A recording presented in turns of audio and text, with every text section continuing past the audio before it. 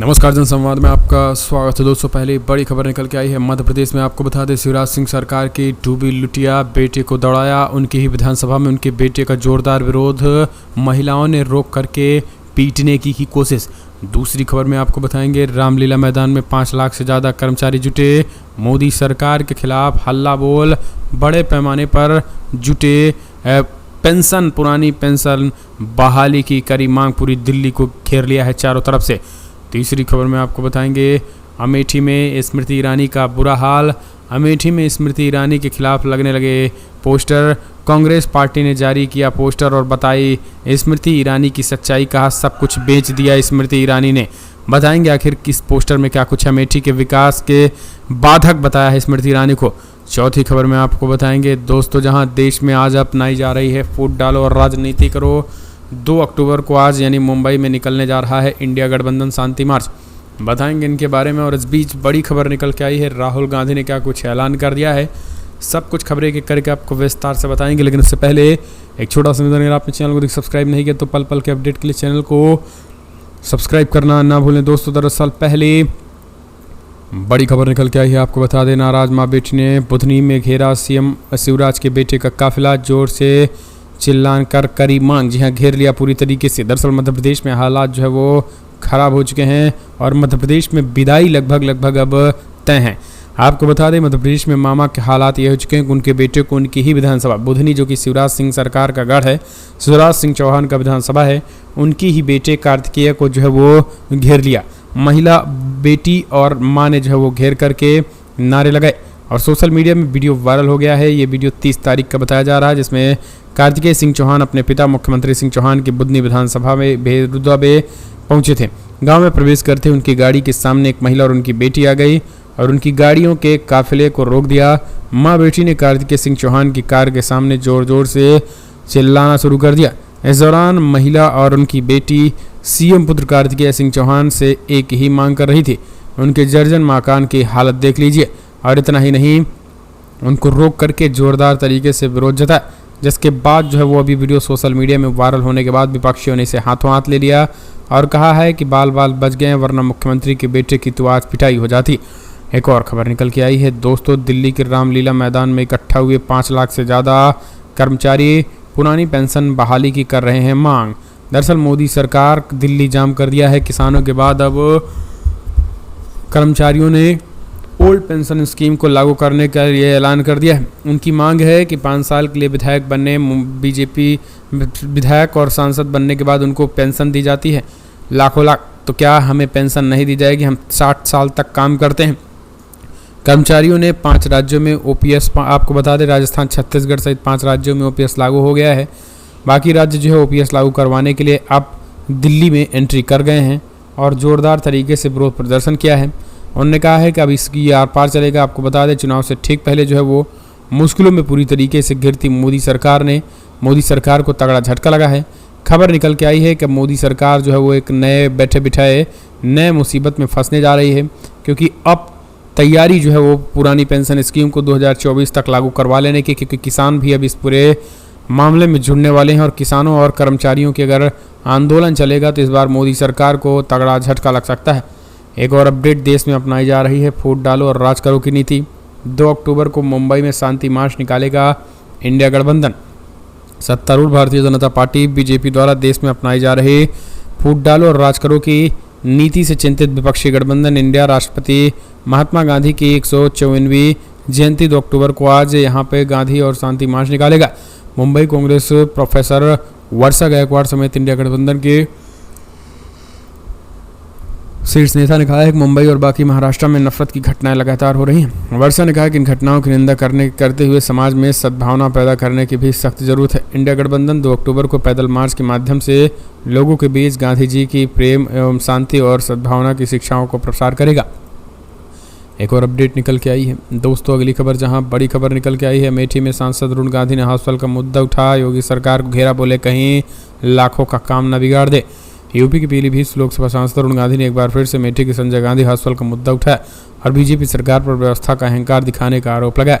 अरुण गांधी ने इशारों में बड़े आरोप लगाते हुए कहा है कि कहीं नाम के प्रति नाराजगी लाखों का काम न बिगाड़ दे।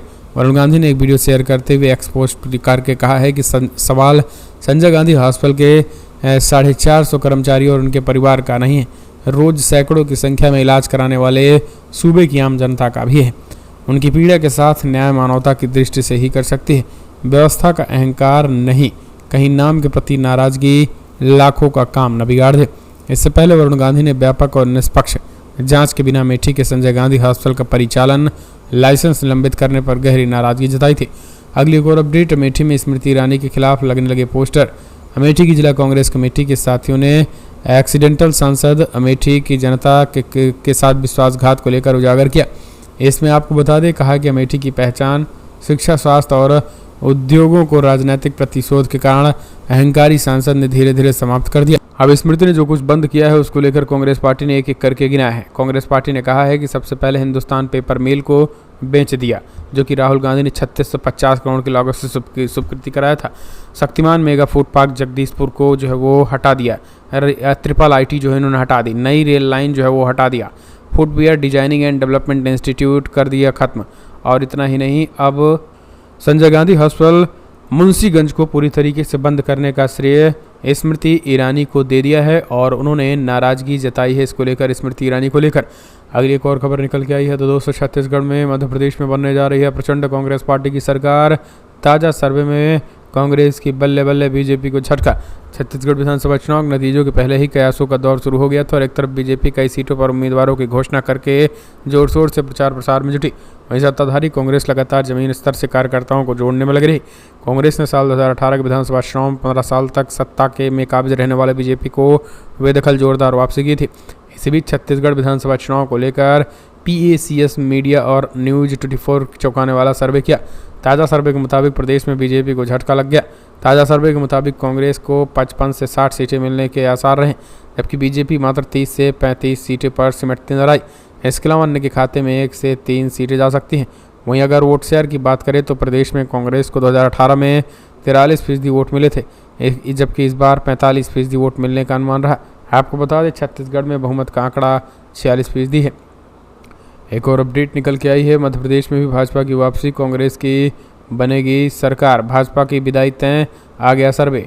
मध्य प्रदेश में भी जो सर्वे निकल के आया है दोस्तों, इंडिया टीवी के लिए ETG ने मध्य प्रदेश में सर्वे किया है, जिसमें 230 सीटों पर कांग्रेस को 118 से 128 सीटें दिखाया गया है, जबकि भाजपा को महज 102 से 110 सीटें दिखाया गया है। और लगातार दोस्तों सीधे तौर पर अगर देखा जाए तो महाकौशल रीजन में 38 सीटें, जिनमें 18 से 22 सीटों पर भाजपा, जबकि 16 से 20 सीटें कांग्रेस के खाते में जा रही हैं। जबकि कांग्रेस को अगर बात करें हम ग्वालियर चंबल रीजन की बात करें तो भाजपा को झटका लगा है। 38 सीटों में महज 4 से 5 सीटें मिल रही हैं, जबकि 26 से 30 सीटें जो है वो कांग्रेस पार्टी के खाते में जा रही हैं। तो ऐसे कई रीजन हैं जहां मध्य प्रदेश में भारतीय जनता पार्टी को तगड़ा झटका लगता दिखाई दे रहा है। और उन्हीं में से अगर बात करें हम सेंट्रल मध्य प्रदेश, जो कि सेंट्रल मध्य प्रदेश है, वहां अगर बात करें तो 36 सीटें हैं और जिनमें भाजपा 22 से 24 जा रही है और वहीं कांग्रेस 12 से 14 सीटें मिल रही हैं। बुंदेलखंड रीजन की बात करें तो 26 सीटों में कांग्रेस पार्टी की बात करें तो 13 से 15, जबकि कांग्रेस बीजेपी भी 12-13। तो ऐसे टाइट जो है वो फाइट जो है वो टाइट लग रही है। एक और अपडेट, तेलंगाना चुनाव से पहले KCR को झटका, BRS के एक और बड़े नेताओं ने दिया इस्तीफा, कांग्रेस में होंगे शामिल। दरअसल तेलंगाना में जैसे जैसे चुनाव आ रहे हैं वैसे वैसे लग रहा है झटका। वैसे वैसे हर दिन CM चंद्रशेखर राव को नया झटका लग रहा है। रविवार को एक बार फिर सत्तारूढ़ भारत राष्ट्र समिति को उस समय बड़ा झटका लगा जब पार्टी के कद्दावर नेता और तेलंगाना विधानसभा परिषद के सदस्य काशी रेड्डी नारायण रेड्डी ने पार्टी से इस्तीफा दे दिया। काशी रेड्डी नारायण रेड्डी सुबह राज्य के प्रमुख A रेवंत रेड्डी और अन्य कांग्रेस नेताओं के साथ अहम बैठक के तुरंत बाद उन्होंने BRS से इस्तीफा दे दिया। नारायण रेड्डी और उनके समर्थकों के जल्द ही कांग्रेस में शामिल होने की उम्मीद रही। कथित तौर पर MLC को कुलाकोर्थी विधानसभा से कांग्रेस टिकट का आश्वासन दिया गया। इस तरीके की चीजें निकल के अगली एक और अपडेट, अयोध्या फिर विवादों में, श्री राम जन्मभूमि तीर्थ ट्रस्ट में क्या फिर से घोटाला।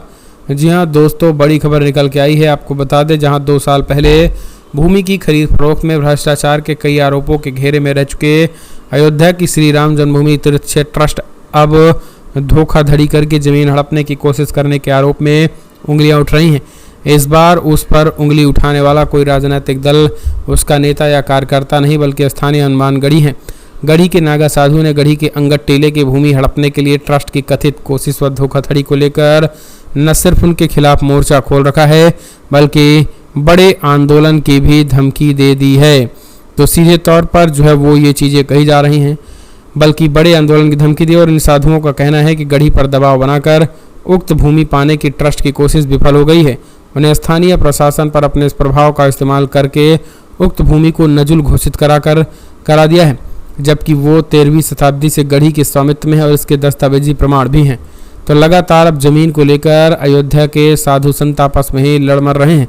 एक और अपडेट, खुद को बड़ा नेता बताने वाले विजय वर्गीय पर बीजेपी ने कसा शिकंजा, तो बोले मैं पार्टी की दरी भी बिछाऊंगा। दरअसल मध्य प्रदेश के चुनावी मैदान में एंट्री करने वाले दिग्गज नेता कैलाश विजयवर्गीय खुद को बड़ा नेता बताकर चर्चा में है। हालांकि हाल ही में उन्होंने सफाई दी है कि वो खुद को बड़ा नहीं उम्रदराज नेता बता रहे हैं। भारतीय जनता पार्टी विजयवर्गीय को इंदौर 1 विधानसभा सीट से टिकट दिया है। उन्होंने आखिरी बार साल 2013 में मऊ विधानसभा सीट से चुनाव लड़ा था। भाजपा महासचिव ने कहा है कि मेरी चुनाव लड़ने की 1% भी इच्छा नहीं है, मैं केवल जनसभाओं में शामिल होने की योजना बना रहा था।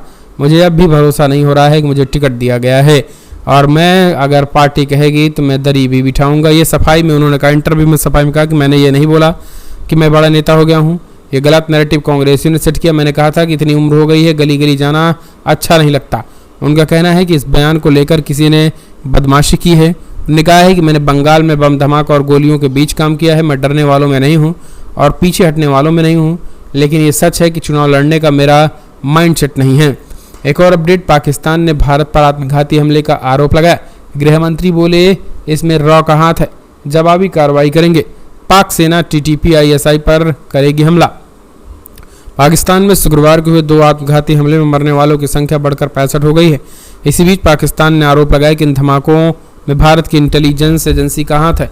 पाकिस्तान की इंटीरियर मिनिस्टर गृह मंत्री सरफराज बुगती ने कहा कि मिलिट्री और दूसरे संस्थान हमले में शामिल तत्वों के खिलाफ मिलकर हमला करेंगे। इन धमाकों में भारत की खुफिया एजेंसी रॉ शामिल है। अब तक किसी आतंकी संगठन ने हमले की जिम्मेदारी नहीं ली है। डॉन के मुताबिक यही वजह है कि पाकिस्तान के नेता भारत पर आरोप लगाने लगे हैं। वहीं पुलिस ने धमाकों के बीच जांच शुरू कर दी है। हमले की जगह में DNA सैंपल इकट्ठे कर उन्हें जांच के लिए भेजा जा रहा है। काउंटर टेररिज्म डिपार्टमेंट ने भी अज्ञात लोगों के खिलाफ FIR दर्ज कर ली है।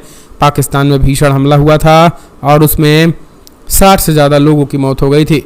एक और खबर निकल के आई है दोस्तों, बीजेपी शासन में बेटी होना अभिशाप, मध्य प्रदेश में नहीं बची है सरकार नाम की कोई चीज़, सुरजेवाला का बड़ा बयान। मध्य प्रदेश के उज्जैन में दुष्कर्म की शिकार नाबालिग बच्ची से मिलने के लिए कांग्रेस के मध्य प्रदेश प्रभारी रणदीप सिंह सुरजेवाला इंदौर में ATH हॉस्पिटल पहुंचे। बच्ची की हालत गंभीर होने के कारण डॉक्टर ने किसी भी को उनसे मिलने नहीं दिया। दुष्कर्म पीड़िता के स्वास्थ्य की जानकारी सुरजेवाला में डॉक्टर से ली। उन्होंने मीडिया से बातचीत करते हुए कहा है कि उज्जैन की घटना दिल्ली के निर्भया कांड से भी बड़ी है। पीड़िता को बचाने के लिए डॉक्टर ने उनका ऑपरेशन किया। उन्हें ठीक होने में कम से कम 4 हफ्ते लगेंगे। सुरजेवाला ने कहा है कि मुख्यमंत्री शिवराज सिंह ने एक बार फिर मध्य प्रदेश की दलित बेटी के लिए अपने मुंह पे एक शब्द नहीं निकलता। सरकार दुष्कर्म पीड़िता बच्चों को उत्तर प्रदेश या बिहार का बताती रही है, जबकि मध्य प्रदेश के सतना में रहती है। वहीं स्कूली छात्र हैं, जबकि अफसर उसे भिखारी बताते रहे हैं।